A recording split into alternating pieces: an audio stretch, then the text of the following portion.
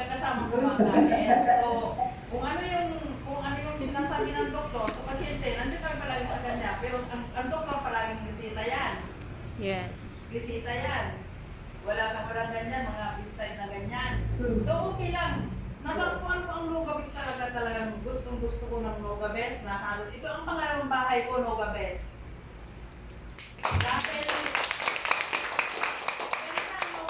dahil nandito ang caring, yung mga personnel dati dito sa aming lugar sa Fairview, super support, mabait sila na parang member ng family na lahat ng kailangan mo, lahat ng gusto mo, nasasabi mo sa kanila dahil wala managers hanggang sa home managers, lahat sila dito.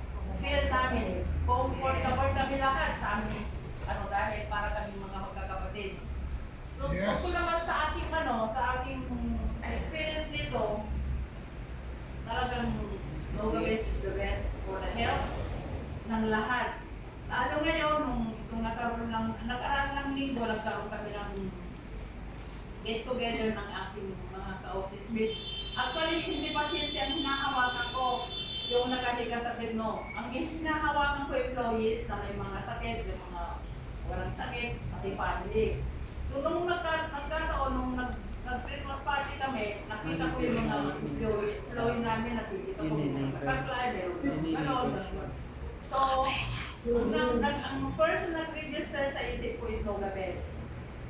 Kaya, nag-consult ako sa iyo, ang aming manager na hiningi ko yung mga areas na may Nogabes kasi kinuha ko yung mga lugar nila.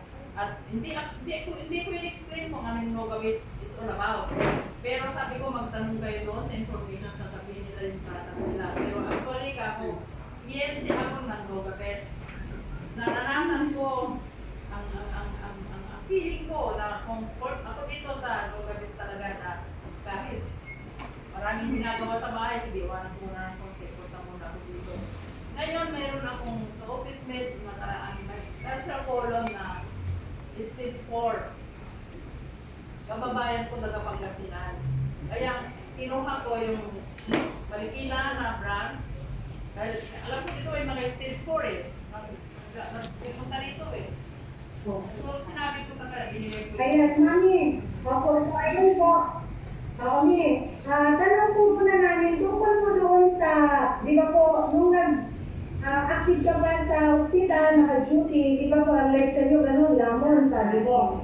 So, ano po yung nakuha mong karamdaman? No po, ano po yun? Natigil ka na ba nun sa pagtrabaho bago mo naranasan yung sakit na yun? Actually, on duty pa rin ako noon. Actually, Sorry. ako sa gallbladder ng polycystic ako. So, ako mismo ang nagdala sa sarili ko sa ospital dahil sobrang sakit ng tiyan ko talaga. Pero wala pa itong